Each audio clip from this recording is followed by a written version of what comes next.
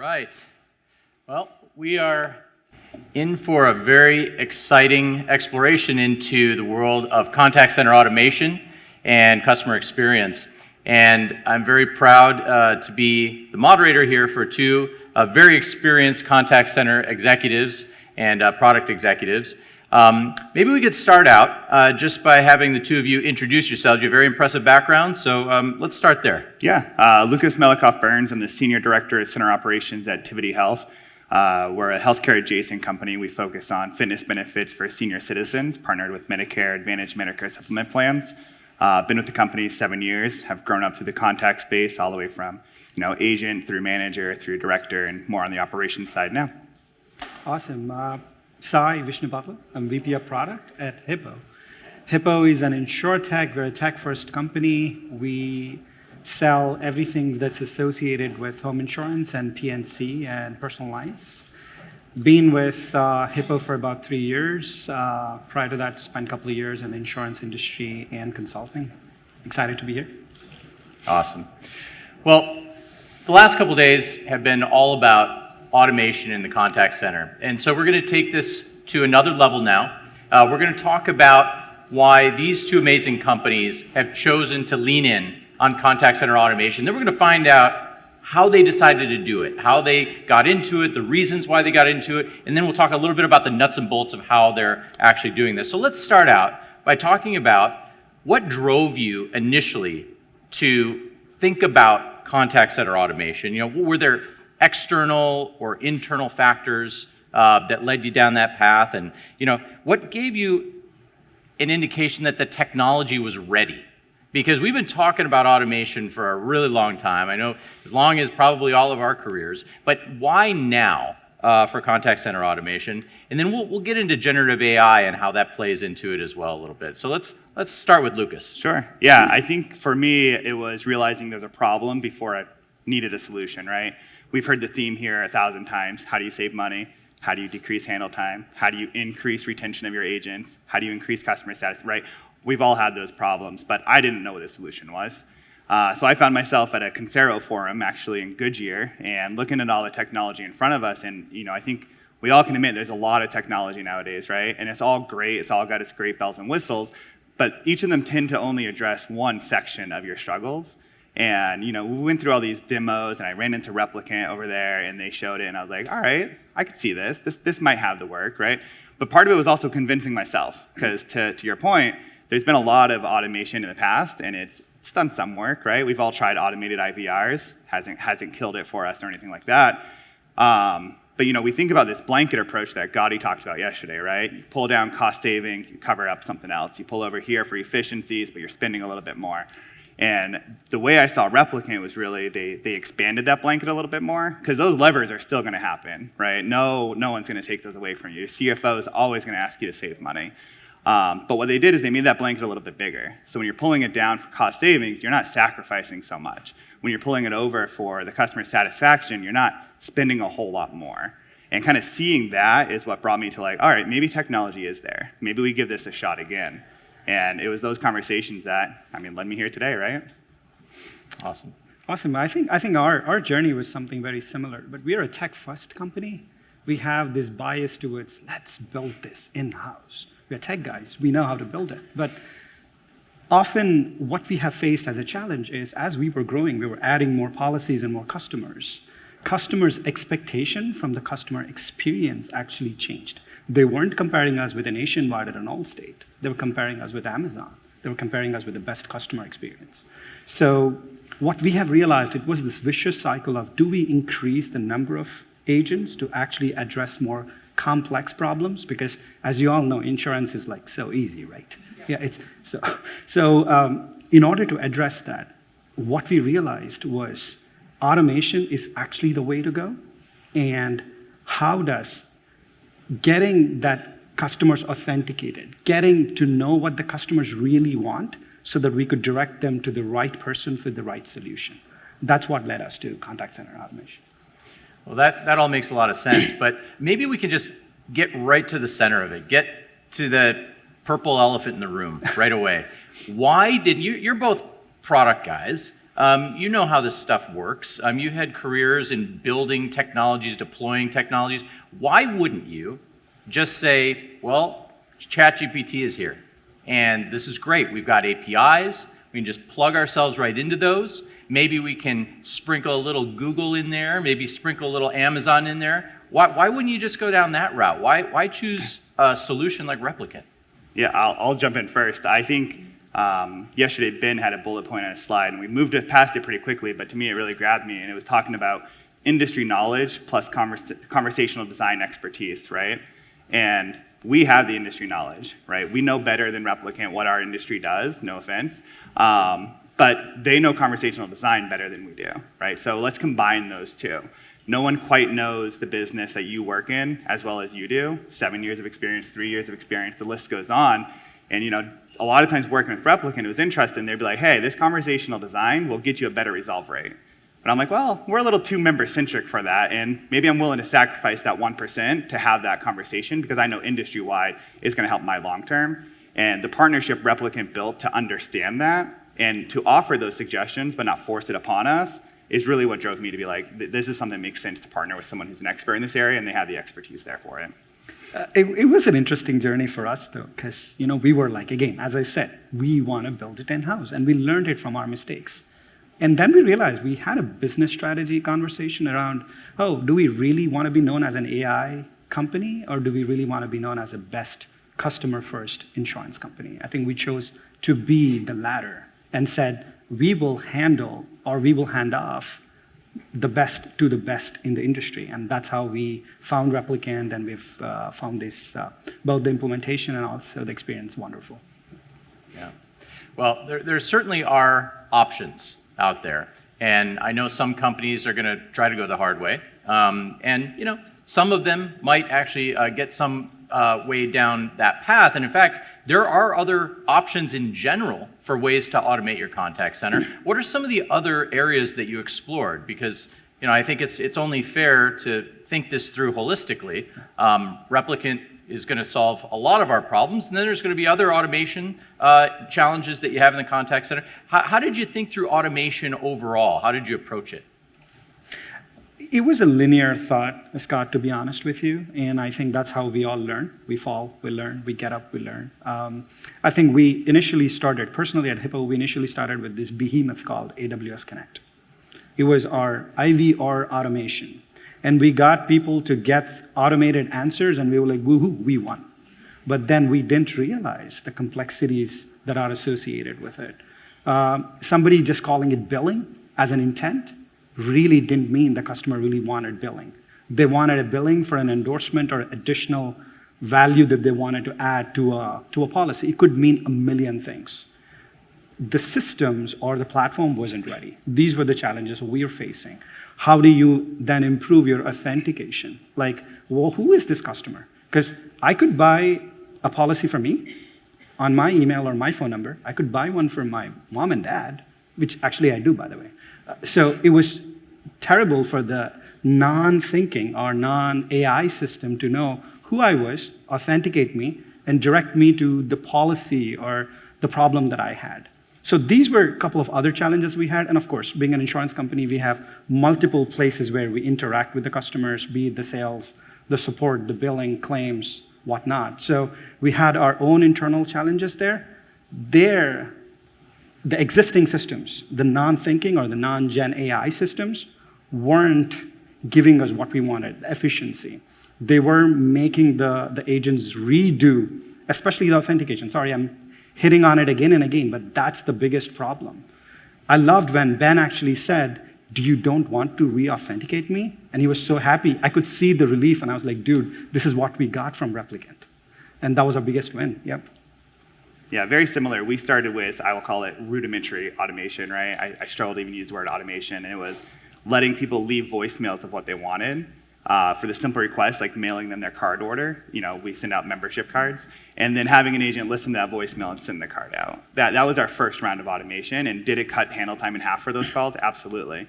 But half the time, they wanted more than just their card, right? So we're calling that person back anyway. So now we're doubling our handle time. We're listening to a voicemail, and we're having the conversation all over again. So our automation led to actual longer handle time, and it wasn't great.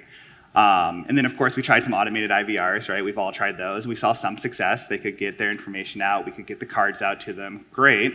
But same problem. They're asking 72 other questions. That automated IVR is like, you got what you needed. Goodbye. And that didn't do much for us either, right? We need our clients and our callers, our members, to take action and to have the thinking machine where it's able to handle all of that and still drive action from the caller and still have a call to action at the end of it. I mean, that's where we really won with the automation. So for us, it was a lot of failed attempts in very small areas that led to, hey, if we're gonna do this, let's pull the Band-Aid off and find something that's really gonna do it and stick to it. And it's worked wonders since then.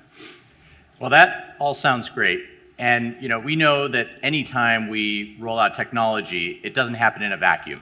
Usually, new technology rolling out in our companies happens as a partnership between tech or IT and the business side. And we all know that always goes perfectly smooth, right? Everyone always agrees on everything, except when they don't. So maybe one example from each of you, the partnership between the business side and your IT or technology side may be something that you learned along the way, maybe something that didn't go 100% according to plan or as smooth. Maybe there was a disagreement, maybe there was a snag. It's just something that you could share, a little nugget of some story. So if anybody heard Camille yesterday, I was the guy who sold her that AI photo generator. I'm still waiting for my commission check. So apart from selling that, I also was trying to sell her this automation of call centers, like the contact center automation, right? Like this is where our partnership really started. The biggest problem was the KPIs. What metrics was the tech and the product guys thinking, what the platform team was suggesting, and what we truly measured? You would always think about, there was such a focus on authentication again. We were authenticating customers at 45% with our existing system. This is before Replicant. That was our biggest issue. You would say, why? Okay, the problem is, if you do not authenticate those customers go on a queue unauthenticated. The agents had to spend about 5 to 8 minutes of their time just re-authenticating the customer, knowing what the intent was, and putting them in the right queue for the right solution. So we unfortunately didn't focus on that initially as tech and product guys. We were like, oh, we want to do efficiencies. Oh, we want to do call, the call time and cost reductions. No, but this is where the business came in, and business being Camille and team coming in and telling guys, you know what, our biggest problem is, like somebody said yesterday, like the ATM versus making the bank teller system better. I think it was Brian from Loves. That's what he said, remove it and make it into an ATM system. And Gaudi also referred to that. So literally, that is what we wanted, and that was what was missing, and that's what we learned. I said, hey, you know what?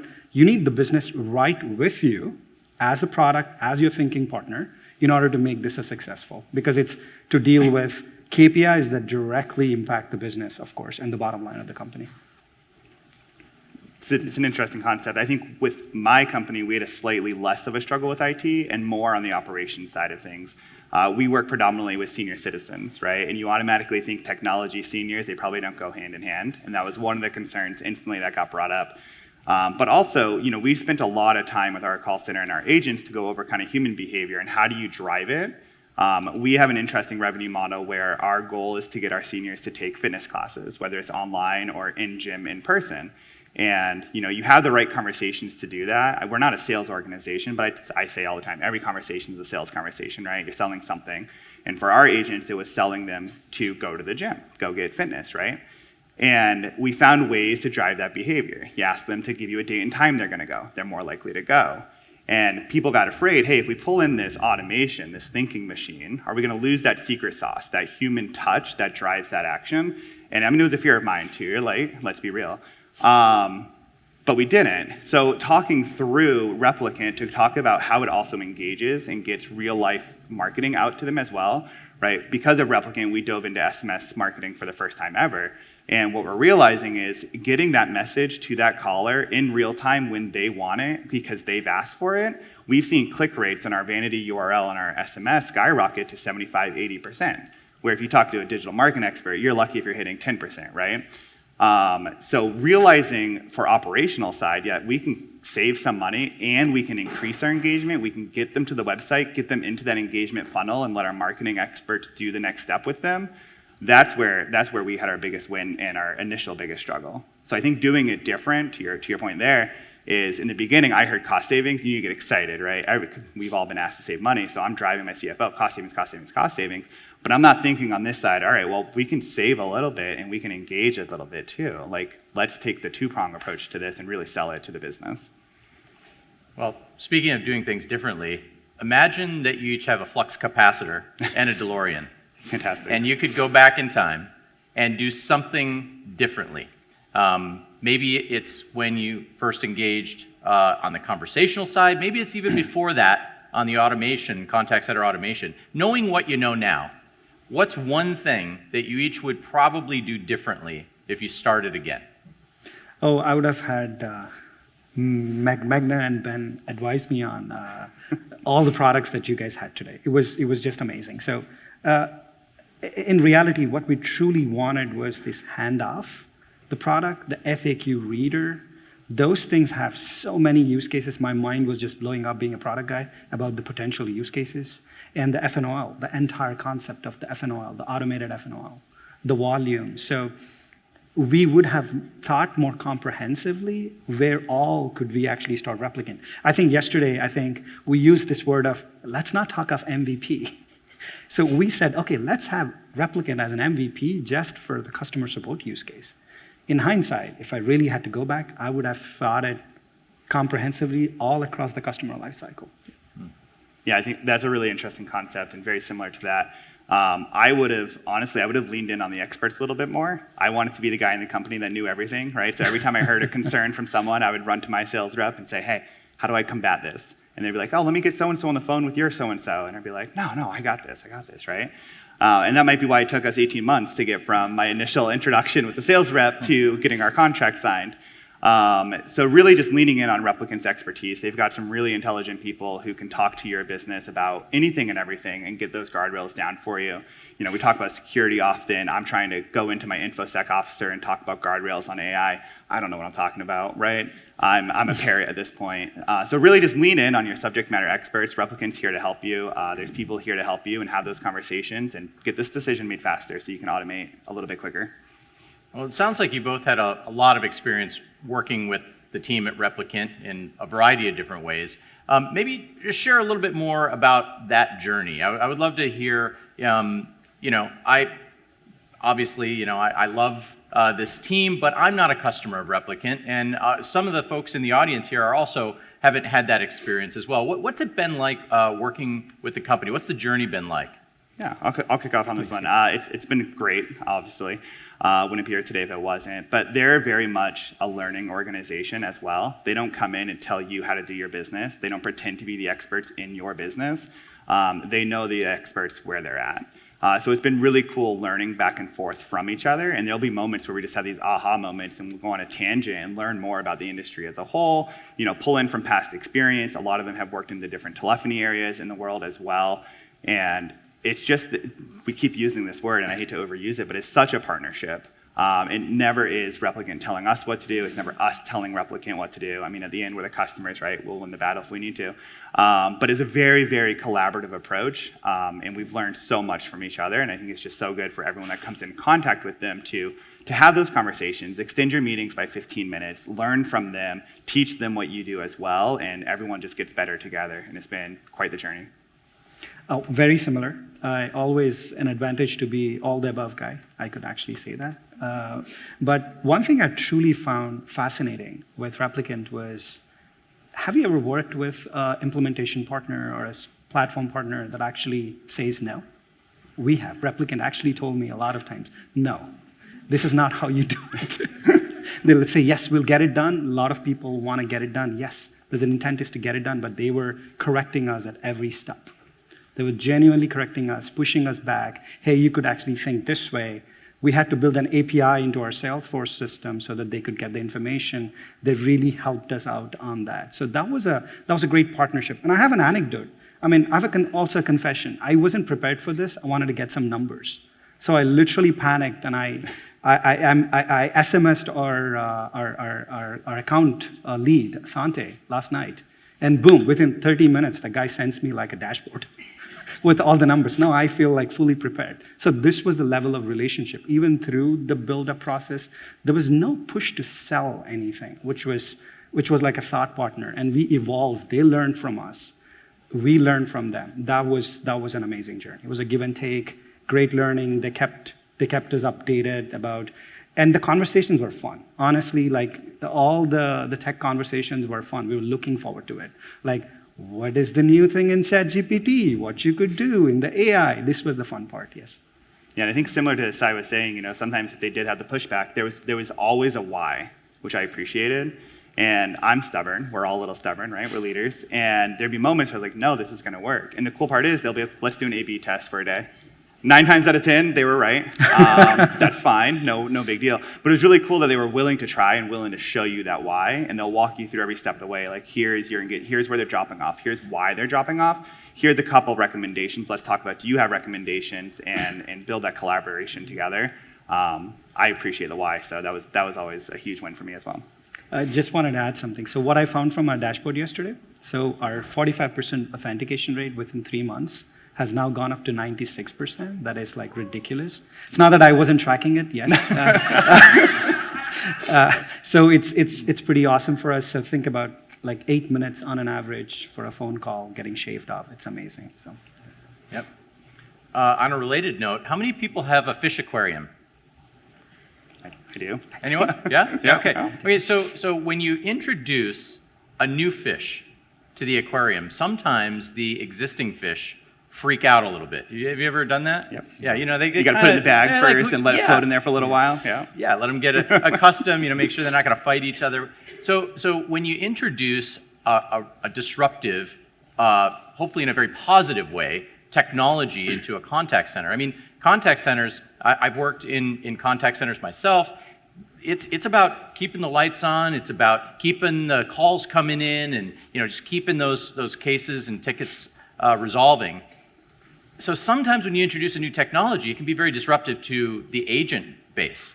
Can you talk a little bit about what the experience of introducing Replicant into your contact centers, specifically, maybe your leaders or your agents, how was that received? I'd be lying if I say it wasn't disruptive for what, but we actually were very preemptive in having the agents be part of the design session, at least the leaders, the agent leaders, be part of the design sessions, and then part of the UAT, so that they knew what was coming and they knew what was experienced. And I think it's all ended up being good messaging, to be honest with you, Scott. I think what we found was proper messaging and making sure the agents actually understand the true value of it and train. I think this is what got us where we are here. Our agents genuinely love it because they had very bad pop-ups. Now they have good context of what the pop-up is. They're not getting a claim call. I'm a billing agent, I'm not getting a claims call, which we used to, by the way. So because there was no intent recognition. Now the billing guy gets a billing call, resolution time is reduced. So it was challenging, but we actually did a preemptive, and this was all based on Replicant suggestion. He said, proper messaging, involve these guys up front and things like that. Yeah, absolutely. It's right for the right agents, right? You're going to have some agents who will never adopt to it. Of course. And they're, the agents that you probably have your struggles with performance-wise as well. But similar to Sai's point, over-transparency is really what led the charge here. Never shy away from it. We started talking about it as soon as the contract was signed. This is coming. This is what to look out for. Hosting lunch and learn sessions, making sure their voices are heard, letting them conversate with you what their fears are so you can help ease them. And engage your entire corporation. We worked with our internal communications to ensure we were included in the internal newsletters so that everybody knew a little bit what was going on, hosted lunch and learn sessions for cross-departmental so they could ask questions about it, for our clients to understand it, and then include them in the design session, right? They're the voice. They talk to our customers, our members every single day. It's been years since I've talked to one of our customers on the phone.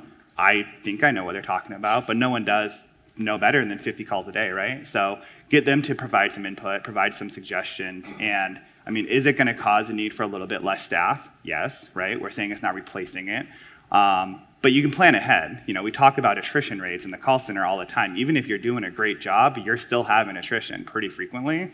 Think ahead. Allow your metrics to suffer 1 month in advance if that means you're allowing natural attrition to kind of play its course, so that when the thinking machine does ramp up, you're kind of doing it together, right? Natural attrition is helping you. You're just not having to backfill those positions anymore.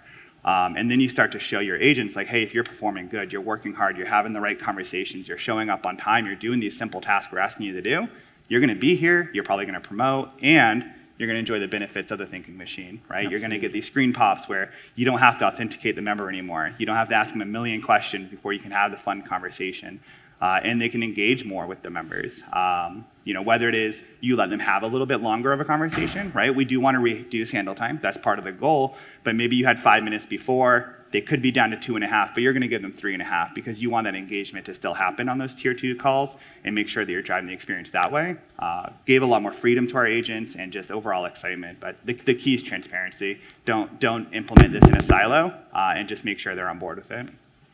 Amazing. That's awesome. Well, you both have shared some very, very interesting and specific stories. I appreciate the numbers. I appreciate how you both quantify things that are important. We have a few minutes here to take some questions from the audience. And I know we've got a lot of folks here who are probably going through some part of the journey that you both experienced. So would welcome some questions for these two fine gentlemen here. And if nobody raises their hand, I will call on you. There we go. I don't know if this was covered, but what made you settle with Replicant over others in the industry? It's a great question.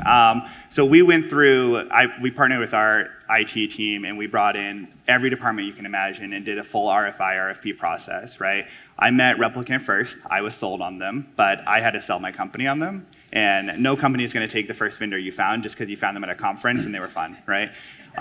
So we did. We brought them in and we actually brought in 2 competitors of them. We let them build their demos and we let them show us that they were the right ones to choose. And I mean, not to toot their own horns, it was an easy choice at the end of it all. But I recommend you guys do the same thing, right? Make sure you dot your T's, cross your I's, and choose the best. You'll be here next year on stage telling the same story. For us, it was actually a process of elimination. I would be lying if we didn't look at others. We already had an existing system, as I said, AWS Connect.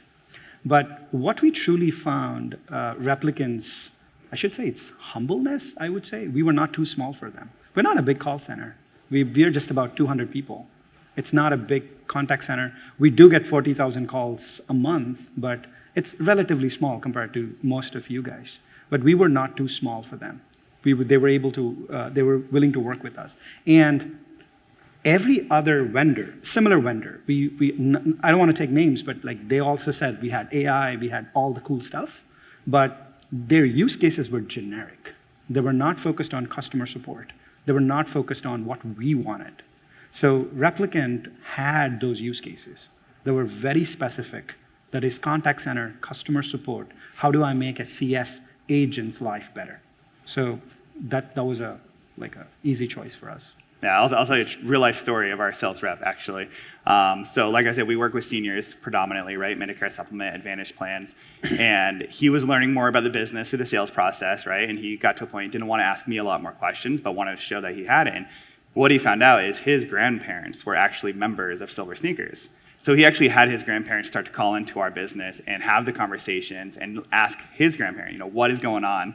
What are you enjoying? What are you not getting? And some of the things they called out were, inconsistent messaging, this, that. And it's like, that pains a little bit, right? That's my department. Like, oh, I'm sorry. But it's true, and we all struggle with that. 70, 40,000 calls a month, whatever the number is, there's inconsistencies happening. So similar, the humble approach and just the dedication to show us what they were capable of versus the other demos you get, which is just kind of out of the box. They might copy and paste your logo on it and go forward. They did the research and they spent their time to get to know you and to get to know your business. All right. Looking for another question. I know you have them.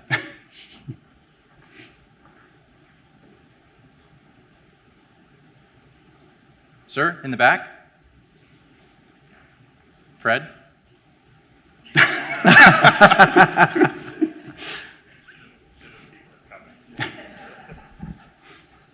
You talked quite a bit about kind of the expertise that Replicant brought to the table and the joining of, the expertise that you bring on the industry, the expertise that we brought in terms of conversation design. In that process of bringing the two together, what would you say surprised you or was something that was kind of an unexpected result out of that, two minds merging? I think the true learning machine is actually not the system, it was actually the people, Fred. They were the learning machine. So they made us learn. I think when we were bringing, they were open. I think the team was open to suggestion, open to suggesting us. And as I said, that humble pushback. Like, no, this is not the right way to do this. There are other better ways to do it. And they were always coming back or coming to the table with, yes, this is the problem, with also multiple suggested solutions. And to be honest with you, none of those solutions were to get more money.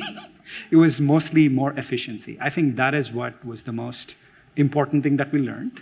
And as I said, every meeting, every call was a new learning for us. Like, we learned something else. We learned something else. We went back and we learned something else. Yeah, I would say that. Very similar. It was very much just that learning approach together. Very intelligent people at Replicant, and sometimes, you're in the meeting, they see your eyes start to gloss over, and they're like, all right, let me slow down a little bit. You're still new to this, you're still learning, let me talk you through it. And they would pause and they would take the opportunity to teach you and make sure that you did understand what was going on. Sometimes if you're hyper intelligent, you can talk so much, someone just says yes eventually because it sounds smart. They never took that approach. They paused and said, let me walk you through this, let me teach you through this, and they were very humble and admitting when it didn't work either. Sometimes they wanted to say, this worked for a previous client, let's give it a shot. And we're like, hey, we didn't love that. And they're like, yeah, we didn't either. Let's put it back the way it was. You're right, let's try again. So the humbleness approach was just phenomenal. Awesome. Any other questions? All right, well, let's give a round of applause to Sai and Lucas. Thank you. Thank you.